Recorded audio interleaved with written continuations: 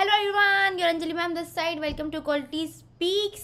And आज के video में हम बात करेंगे बहुत ही इंपॉर्टेंट टॉपिक पे दैट मैम ओनली 45 डेज या 45 डेज से भी कम समय बचा हुआ है और हम केमिस्ट्री में ऐसा क्या करें। बहुत सारे बच्चे ऐसे बोल रहे थे कि मैम हम केमिस्ट्री में बहुत बेकार है, हमें केमिस्ट्री में कुछ नहीं आता, हम ऐसा क्या करें सिंपल जो हम केमिस्ट्री में एटलीस्ट 120 प्लस स्कोर कर पाए। तो मैं कहूँगी 120 प्लस नहीं बच्चों, आप 150 प्लस स्कोर कर सकते हो अगर आप कुछ सिंपल चीज़ों को कर लो जो इस वीडियो में बताने जा रही हूँ। वीडियो अंत तक देखना बहुत ज़्यादा इंपॉर्टेंट है। भाई पहले हम स्टार्ट करते हैं कि केमिस्ट्री आपको पता है तीन पार्ट्स में डिवाइडेड है। क्या क्या मैम? पहला जो आपका पार्ट है भाई, हमको पता है भाई केमिस्ट्री में पहला physical chemistry, then inorganic, then organic, right. अब देखो मेरी बात ध्यान से सुनो, अगर हम एक स्ट्रैटेजी को पकड़ के फिजिकल केमिस्ट्री, इनऑर्गेनिक और ऑर्गेनिक करना स्टार्ट करें तो हम कुछ भी बढ़िया से नहीं कर सकते। इन तीनों को करने का अलग तरीका है। अगर हम फिजिकल केमिस्ट्री की बात करें कि मैम फिजिकल केमिस्ट्री में सबसे बेकार लगती है, फिजिकल केमिस्ट्री की वजह से मैं केमिस्ट्री में कॉन्फिडेंस नहीं आ रही है, तो सुनो, पहले तुम फिजिकल केमिस्ट्री को एक बड़े चैप्टर्स की तरह देखोगे तो तुमको टफ लगेगा। उसको दो पार्ट्स में डिवाइड कर लो। क्लास 11th का, क्लास 12th का तोड़ के पढ़ो, ज़्यादा आसान होगी। अब क्लास 11th में तुम देखोगे तो 6 चैप्टर्स है और क्लास 12th में तुम देखोगे तो 5 चैप्टर्स है। अब मैंने और ज़्यादा कंसाइज किया, मैंने देखा कि क्लास 11th में 2 मेजर चैप्टर्स है जो डिफिकल्ट है, बच्चों को डर लगता है। क्या क्या है मैम? आपको खुद पता है, थर्मोडायनेमिक्स और इक्विलिब्रियम। और क्लास 12th में 5 चैप्टर्स है जिनमें 3 मेजर चैप्टर्स है जो बच्चों को टफ लगती है, केमिकल काइनेटिक्स, इलेक्ट्रोकेमिस्ट्री और सॉल्यूशन। तो सुनो, इनका सॉल्यूशन क्या है मैम, कैसे हम इसको बढ़िया कर सकते हैं। देखो तुम्हें क्या करना है, पहले जाके एक लेक्चर अटेंड करो, कोई भी अच्छी सी वन शॉट देख सकते हो या 1-2 लेक्चर्स में जिन्होंने चैप्टर्स को कंप्लीट कर लिया है वो आप लेक्चर देख सकते हो। लेक्चर देखने के बाद आप लेक्चर के साथ साथ नोट्स बना लो तो वेल एंड गुड, अदरवाइज अगर आपको नोट्स मिल जा रही है तो भी चलेगा। अब जब आपने ये कर लिया तो पहली चीज क्या हुई, आपने करी अपनी कॉन्सेप्चुअल क्लैरिटी। देखो बहुत सारे ऐसे टीचर्स कहते हैं या बहुत सारे ऐसे स्ट्रैटेजी वीडियोस बनते हैं जहाँ पे बोला जाता है, पहले मैं भी यही मानती थी कि फिजिकल केमिस्ट्री में आप कुछ मत करो, आप बस फॉर्मूलेज याद कर लो और फॉर्मूलेज याद करके क्वेश्चन लगा लो, आपका काम बन जाएगा। बट आजकल एनटीए जिस तरह के क्वेश्चंस बना रही है, आपने देखा होगा कि फिजिकल केमिस्ट्री से भी theory based questions, assertion reason type questions बहुत सारे पूछे जा रहे हैं। इट मीन्स अब जो डिमांड है कि आपके फिजिकल केमिस्ट्री की कॉन्सेप्चुअल क्लैरिटी भी उतनी ही होनी चाहिए। तो कॉन्सेप्चुअल क्लैरिटी के लिए आपको लेक्चर्स अटेंड करने पड़ेंगे, आपको नोट्स बनाने पड़ेंगे खुद के, राइट। अब जब आपने ये कर लिया तो आप बनाइए फॉर्मूला शीट बना के आप करिए पीवाईक्यूज। तो इससे क्या करेंगे, आपने पहले कॉन्सेप्चुअल क्लैरिटी करी, फिर आपने जैसे ही फॉर्मूला शीट बनाए और पीवाईक्यूज प्रैक्टिस करी तो आपका यहाँ पे हो गया रिवीजन। अब आपको मिनिमम 50 क्वेश्चन लगाने ही। मैंने 50 क्वेश्चन क्यों कर लिया, बच्चों के कई बार ये भी डाउट आते हैं कि मैम कितने क्वेश्चन प्रैक्टिस करें जिससे लगे कि हमारा बढ़िया प्रैक्टिस हो गया है। तो देखो क्वेश्चन तो तुम जितने ज़्यादा प्रैक्टिस करोगे उतना ज़्यादा तुम्हारे लिए बेनिफिशियल है, बट इतने कम टाइम पे कितना क्वेश्चन मिनिमम प्रैक्टिस करना चाहिए। तो मैं बोलूँगी कम से कम 50 क्वेश्चन प्रैक्टिस करो हर एक चैप्टर की फिजिकल केमिस्ट्री में, अलग अलग फॉर्मूले के। ये नहीं कि एक फॉर्मूला पकड़ा और एक ही फॉर्मूले के 10 क्वेश्चन सॉल्व कर डाले, नहीं। अगर फिजिकल केमिस्ट्री में किसी एक चैप्टर में 10 फॉर्मूलेज है तो 10 फॉर्मूलेज के 5-5 क्वेश्चन सॉल्व कर लो। ओके चलो, अब हम आते हैं इनऑर्गेनिक केमिस्ट्री में। अच्छा, एक और बात मैं आपको बोलना चाहूँगी, जो बच्चे फिजिकल केमिस्ट्री में अभी भी स्ट्रगल कर रहे हैं, उनको पता नहीं चल रहा है कि मैम अभी हम 0 पे हैं फिजिकल केमिस्ट्री में, कैसे तैयारी करें, तो उनके लिए मैं आपको ये बता सकती हूँ कि मैंने अभी जस्ट रिसेंटली फिजिकल केमिस्ट्री की कंप्लीट क्रैश कोर्स लॉन्च करी है अनअकैडमी नीट एक्सप्रेस चैनल पे, जहाँ पे मैं आपको फिजिकल केमिस्ट्री के शेड्यूल भी प्रॉपर प्रोवाइड कर दे रही हूँ। मैंने already chemical kinetics, redox reaction और इलेक्ट्रोकेमिस्ट्री का फर्स्ट पार्ट पढ़ा दिया है। कल से मतलब 20 मार्च से ये देखो आपके सामने कंप्लीट शेड्यूल है। 20 मार्च से आपकी यहाँ पे केमिकल इलेक्ट्रोकेमिस्ट्री हो रही है, mole concept, solution, states of matter, solid state, surface chemistry. मतलब कुल मिला के ये है कि 31 मार्च तक हम अपनी पूरी की पूरी फिजिकल केमिस्ट्री कंप्लीट कर लेंगे। मैम जो आपके फिजिकल केमिस्ट्री का रैपिड रिविजन कर रहे हो क्या? जी नहीं, हम फिजिकल केमिस्ट्री को 0 से पढ़ा रहे हैं। जिन बच्चों को मान के चलो फिजिकल केमिस्ट्री में कुछ भी नहीं आता, वो भी इन लेक्चर्स को अटेंड करते हैं तो मैं आपको गारंटी दे रही हूँ आपकी फिजिकल केमिस्ट्री बहुत अच्छे से हो जाएगी। अगर वहाँ पे आपको ऑलरेडी लेक्चर डले हुए हैं केमिकल काइनेटिक्स के, आप जाओ, you can go and watch. मैं आपको चैनल का लिंक डिस्क्रिप्शन बॉक्स में दे दूंगी, प्लेलिस्ट प्रोवाइड कर दूंगी, इवन आप जाके देख सकते हो फिजिकल केमिस्ट्री के। कल से दोपहर, जी मैं टाइम बता दूं, दोपहर 2 बजे 2 PM पे दोपहर 2 बजे मैं लाइव आऊंगी और कल आपकी इलेक्ट्रोकेमिस्ट्री हो रही है, तो यू कैन ज्वाइन। जिन बच्चों के फिजिकल केमिस्ट्री वीक है वो मेरे से पढ़ सकते हैं, राइट।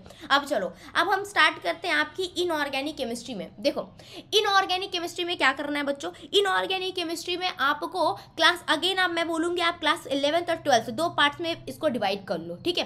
क्लास 11th में आप देखोगे आपके 5 चैप्टर्स बन रहे हैं, periodic table, chemical bonding, hydrogen, S block और पी ब्लॉक। क्लास 12th में आपके 4 चैप्टर्स है, P block, DNA block, coordination और मेटलर्जी। अब देखो, इनऑर्गेनिक केमिस्ट्री को भी याद करने के 2 तरीके हैं। देखो, इनऑर्गेनिक केमिस्ट्री में पहले जो जिस तरह के टाइप्स के चैप्टर होते हैं उनको हम कहते हैं बैकबोन टाइप ऑफ चैप्टर्स, और और दूसरे टाइप के जो चैप्टर्स होते हैं उनको हम कहते हैं ब्लॉक केमिस्ट्री, ठीक है। अब देखिए, बैकबोन चैप्टर्स में कौन कौन से चैप्टर आते हैं बच्चों, आपके आ जाती है पीरियोडिक टेबल, आपके आते हैं केमिकल बॉन्डिंग। ये 2 चैप्टर्स को आपको NCERT line by line read करने की जरूरत नहीं है। इन चैप्टर की आपको बेसिक, ये चैप्टर आपकी बेसिक, जो बेस कहते हैं ना, बेस को स्ट्रॉन्ग करते हैं।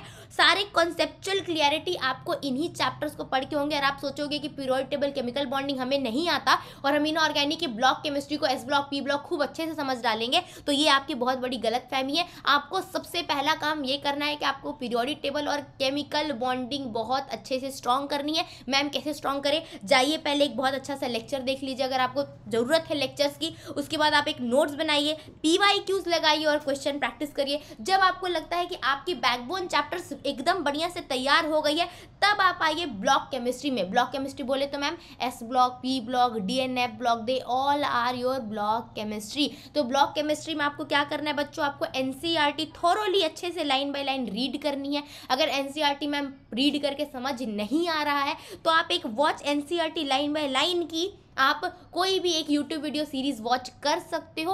और अगर आपको मेरी सीरीज वॉच करनी है, मैंने अनअकैडमी नीट एक्सप्रेस में पूरी की पूरी एनसीईआरटी लाइन बाय लाइन पढ़ाई है, हर एक ब्लॉक केमिस्ट्री के चैप्टर्स पढ़ाए हैं। आप जाके नाइट्रोजन की सारी फैमिलीज पढ़ाई है, एस ब्लॉक की सारी फैमिलीज पढ़ाई है, मैंने कंप्लीट वहाँ पे पढ़ा डाला है, एनसीईआरटी खोल के बाकायदा पढ़ाई है। आप जाके एनसीईआरटी अपने साथ, अपने सामने खोल के वो सारे लेक्चर्स अटेंड कर सकते हो। सारे लेक्चर्स 1 शॉट में है।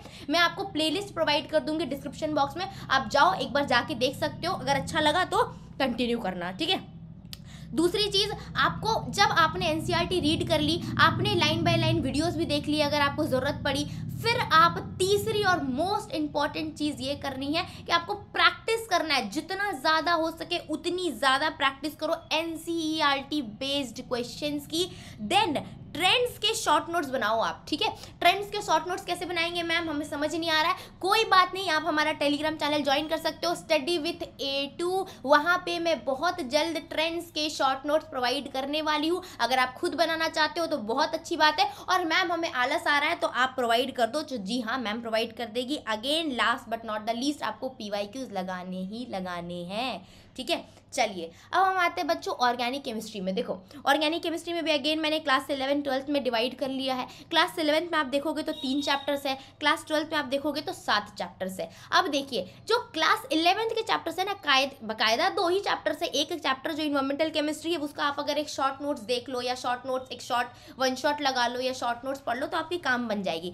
लमसम मेन जो 2 चैप्टर्स आपके 11th के बन रहे हैं, जहां पे आपको सबसे पहला काम ये करना है ऑर्गेनिक केमिस्ट्री में, याद कर लो अच्छे से GOC सबसे ज़्यादा इंपॉर्टेंट है। ऑर्गेनिक केमिस्ट्री में आप चाहोगे कि मैम हमारी GOC कंप्लीट नहीं है, GOC हमें नहीं आता और हम halo alkane, alcohol, phenol, ether पे जंप मार ले, तो आपको ऑर्गेनिक केमिस्ट्री कुछ नहीं समझ में आने वाली है। तो पहला काम ये करो कि जाके पहले अपनी GOC स्ट्रॉन्ग करो। मैम GOC कैसे स्ट्रॉन्ग करें, कुछ नहीं करना है भैया, एक अच्छी सी लेक्चर देखो GOC की, उसके बाद NCERT को पढ़ो। अब NCERT को अखबार की तरह पढ़ोगे तो कोई फायदा नहीं है, लिख लिख के याद करो NCERT को। उसके बाद last but not the least, मैं हमेशा कह रही हूँ, PYQs और क्वेश्चन प्रैक्टिस करना बहुत बहुत बहुत ज़्यादा इंपॉर्टेंट है।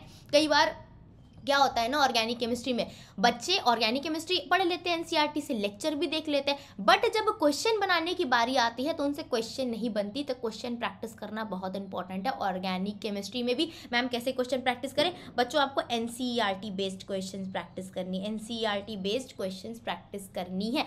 और आपने जिस दिन GOC, मैं कहती हूँ GOC में अगर 2 से 3 दिन भी लग रहा है तो GOC को दो, ठीक है, क्योंकि जैसे ही आपने अपने GOC अच्छे से स्ट्रॉन्ग कर ली, then here you will win your organic chemistry. अब जितनी बाकी के चैप्टर्स बचते हैं उसके लिए आपको पता है वहां पे आपको मेनली देखो रिएक्शन मैकेनिज्म आपने जीओसी में ही कंप्लीट कर लिया, बाकी के जितने चैप्टर्स हैं वहां पे आपको मेनली इंपॉर्टेंट रिएक्शंस और उसके रिएजेंट्स को याद करना होगा। एकाक दुक्का ही ऐसे रिएक्शंस आएंगे तो जिसमें आपकी अलग कुछ डिफरेंट मैकेनिज्म होगी जो आपने जीओसी में नहीं सीखा होगा, वो आप उस चैप्टर के साथ साथ कवर कर लोगे, बहुत बड़ा इशू नहीं है। जैसे ही आप शॉर्ट नोट्स बना लेते हो इंपॉर्टेंट रिएक्शंस के रिएजेंट के, उसके बाद आप एनसीईआरटी बेस्ड क्वेश्चन प्रैक्टिस करिए।